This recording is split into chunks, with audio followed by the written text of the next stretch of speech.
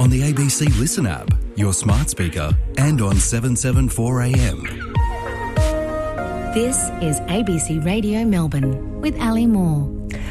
It is coming up to 24 minutes to 6 on Drive on 774 ABC Radio Melbourne. We're here every afternoon between 3:30 and 6:30. Tomorrow we will be here, but we'll also be in the city. I'll give you all those details again a little later, but really hoping that you can join tomorrow in person to talk about what you want from your local councils. One of those things might be connected to the height of the buildings that you live in. What If Wednesday this afternoon, this is where we take a hypothetical and we ask what if. What if we limited residential buildings to 6 stories high? We know that we need more houses. The state government has got a plan that includes new height limits for so-called activity centres, 10 to 20 stories high at the core and 3 to 6 stories high around that core. 10 suburbs have been singled out. They include Camberwell and Preston and Moorabbin and Broadmeadows. Here's the Premier Jacinta Allen speaking at a Camberwell construction site recently. There just aren't enough homes here in this Camberwell community to match the great array of transport and services and jobs. The way Melbourne has grown in an unequal and at times unfair way. The Premier there, Melbourne growing in an unequal and sometimes unfair way. So is it fairer that instead of going out, the city goes up? But when we talk up to 20 stories in key centres, it would mean more houses, but would you want to live there? Not everyone likes the idea. Here's the Boroondara Deputy Mayor, Felicity Sinfield. The local community will be horrified to learn that 4,500 homes in leafy Boroondara has been caught up in this growth zone. It's frightening. I implore the community of Boroondara to give their gift of feedback to the state government. Well, we've all had that experience of being in a wind tunnel or in the shadows of high-rise where sunlight is limited. So what if we limited residential buildings to 6 stories high? And if you think that's a silly idea, would you be happy to live on level 19? Maybe you already do. Give me a call, 1300 222 774. William Bourke is a former councillor. He's also a member of the Sustainable Australia Party. William Bourke, welcome to What If Wednesday. Hi, Ali. Good to be with you. What if we limited residential buildings to 6 stories? Good idea? Great idea. I think that there are numerous reasons why. We spoke before, or I heard before, the Boroondara Deputy Mayor talking about what the community wants, and that's an important thing in a democracy, to really listen to what your community is saying. As a former councillor and Deputy Mayor, my community was always telling me they didn't want the sort of large, hostile wind tunnels that come from that, massive overdevelopment of 20, even 40 stories. So I think that's the first point, to listen to your community and respect democracy. I guess, though, that the bottom line is we have a plan for 800,000 new homes over the next 10 years. We need a huge number of new homes. If we limit ourselves to 6 stories, will we get them? Look, I think that, obviously there's two sides of a coin. There's the demand side and the supply side. Ali, without going into too much detail, I think we can slow the population growth. So we do have to look at both sides of the coin. It's not just about delivering supply, but we should definitely be stopping sprawl. I mean, sprawling out into Melbourne's green wedges, through animal habitats, over productive farmland should be a no-no in this day and age. We should stop sprawl effectively. But if we spread out that, densification or infill to what's called human scale development, 2 to 6 stories, it's much more pleasant and attractive to live in, and all of the science is showing that sort of size is much more relatable to human beings and, as I say, more pleasant to live in, to walk in and to work in. So, William, are you saying, in essence, instead of having 1 or 2 or maybe 3 20-storey buildings, you maybe have a dozen 6-storey buildings? I haven't done the math there, so that's probably not going to add up, but you know what I mean. I do, Ellie, and I think that is a superior outcome, so that you, because once you have one 20-storey or two or three 20-storey, you'll have pressure for more and more and more of the same height.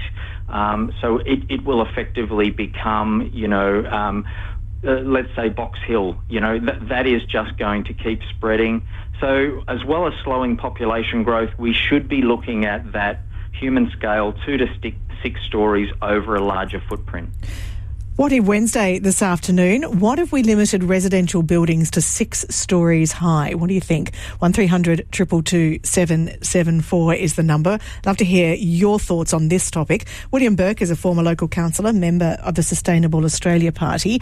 William Bourke, you talk about human scale development, but if you had more but lower height buildings, they would become further and further away from those core pieces of transport connectors and that sort of thing, which was the idea of having these activity centres. They'd end up spread out, wouldn't they? How would you ensure that everyone would have access to the infrastructure that goes along with a house? Yeah, look, Ellie, I think it's still fairly walkable in, 15 minutes or so to train stations and the like. But what I found as a councillor and deputy mayor is that, state planning departments are too focused on just having a train station and not enough focused on are there enough schools in the area? Are there enough, sporting and recreational spaces? Can the kids get on a soccer field on Saturday morning?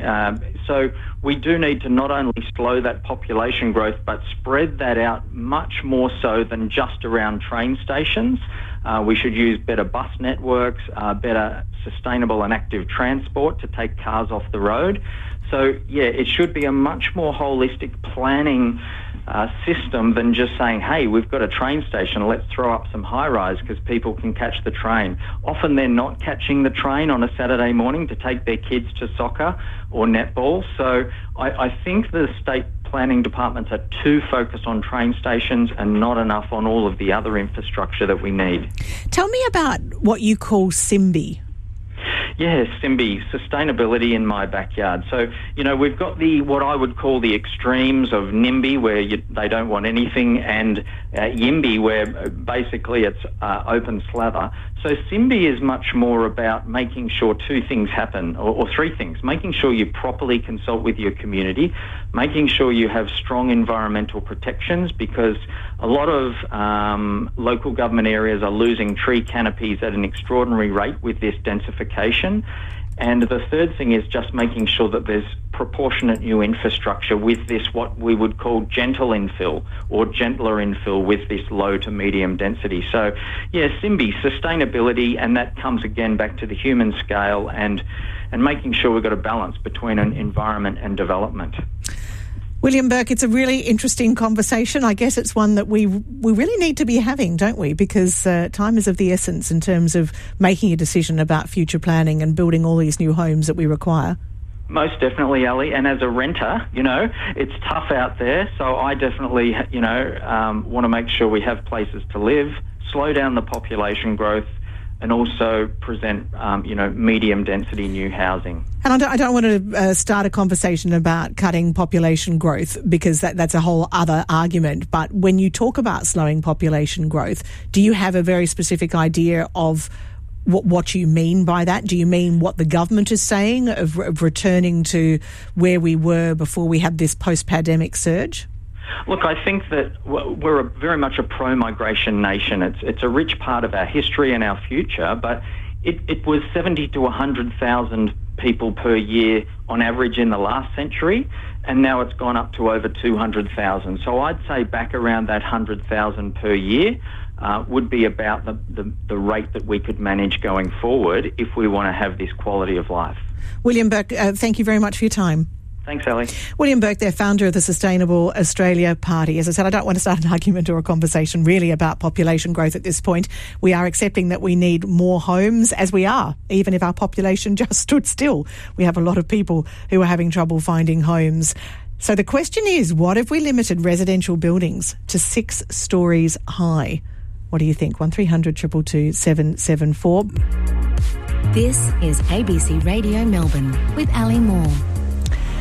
What If Wednesday this afternoon. This is where we take a hypothetical and we ask what if. What if we limited residential buildings to 6 stories high? Brendan Coates is the Economic Policy Program Director at the Grattan Institute. Brendan Coates, welcome back to Drive. Thanks, Ali. Good to be with you. What if we limited residential buildings to 6 stories? Well, it's probably worth keeping in mind that 5% of the housing stock in Melbourne today is 9 stories or higher.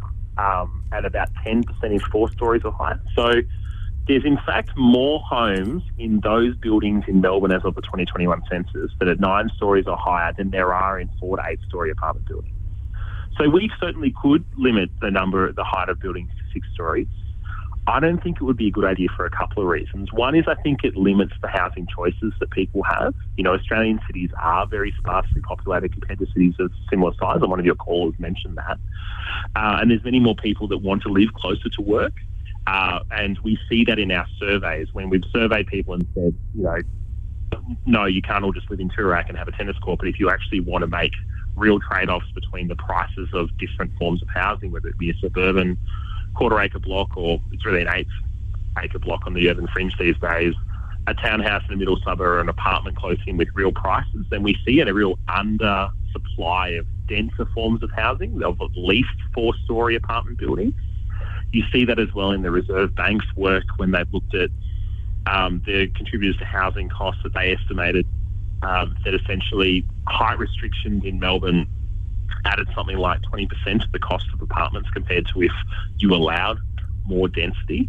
So our objective really, I think, should be to give people choices. So a lot of people will choose a 4 to 6 story apartment building. People want to be on the urban fringe, but if you do want to get more people to live where they most want to be, then we shouldn't have an arbitrary 6-story limit across the city. So, Brendan, I suppose my question would be that if you've got 10 areas that are being targeted at the moment, and let's say each of those 10 could have a couple of blocks that might be, would be between 10 and 20 stories high, we've all seen those wastelands, and it's the only way that I can put it. I mean, if you walk through the streets of Hong Kong, if you walk through the streets of Shenzhen, it is just, block after block after block after block. And yes, sure, maybe there's a little bit of green space in between. But is that the way people want to live? I know we need more homes, but how do you make high-rise livable? Well, look, I lived in a high-rise in Jakarta for a couple of years when I was working with the World Bank, and it was actually a really pleasant place to be. You got a decent-sized apartment. That you had open space around that. You can plan for that. So, a height limit that says nothing to be higher than 6 stories doesn't guarantee you green space and amenities around those buildings. You need to basically, that's what the planning system is for, is to help manage the different competing land uses to make sure we get the infrastructure we want at the same time as the housing that we need. So, a good example is Paris, you mentioned before, Ali.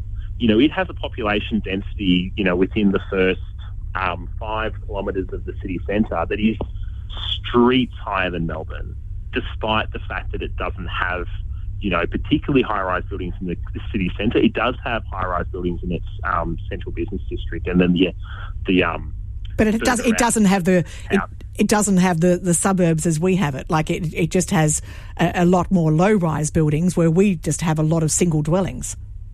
Yeah, so these are trade-offs that we need to make as a community. So if you decided let's not have anything higher than 6-story, including in those activity centres, well, if you wanted to take the Paris example to its conclusion, you would have to raise Carlton, Fitzroy, South Melbourne, and turn everything into 6-story apartment buildings, which is what the French authorities did in the 18th century to create the sort of livable Paris that we have today. So there are choices between how much change that we want in different areas of the city. But as I think those stats showed at the beginning of this segment, if you don't want to have 15, 20-story apartment buildings, I should say I live in Alphington quite close to the old paper mill factory development, which includes a 14-story building, and it looks great and does not impose upon the landscape, in my view, of the area at all. Then you would need to allow substantially more redevelopment along the lines of, say, what Yimby Melbourne have proposed, which is to have 6-story missing middle apartment buildings, Barcelona style, Paris style, across much more of the city if you don't want to allow that extra density going up. It is, as you say, it is a trade-off, Brendan Coates. And just a final very quick question. If you build the big ones, you build the sort of 10, 15, 20-storey buildings, it's got to come with the infrastructure, doesn't it? It's got to come with the schools. It's got to come with the kindergartens. It's got to come with the things that make a place livable. That's exactly right, although will be just the same if we decide to build 10 six-storey apartment buildings rather than 3 18-storey buildings to accommodate the same number of people. Those same challenges exist irrespective of what the exact build form is. If we're going to have 800,000 new homes in Melbourne or Victoria over the next decade, which is what really we do need, then you are talking about big changes to the city's landscape. Otherwise, housing becomes less affordable and people can't live where they're close to their work or have their grandkids living close to them. Brendan Coates, thank you very much for being part of What If Wednesday. Thank you, Ali. Brendan Coates there from the Grattan Institute. 2 different views on our what if question. What if we limited residential buildings to 6 stories high? Give me a call. Tell me what you think. 1300 222 774.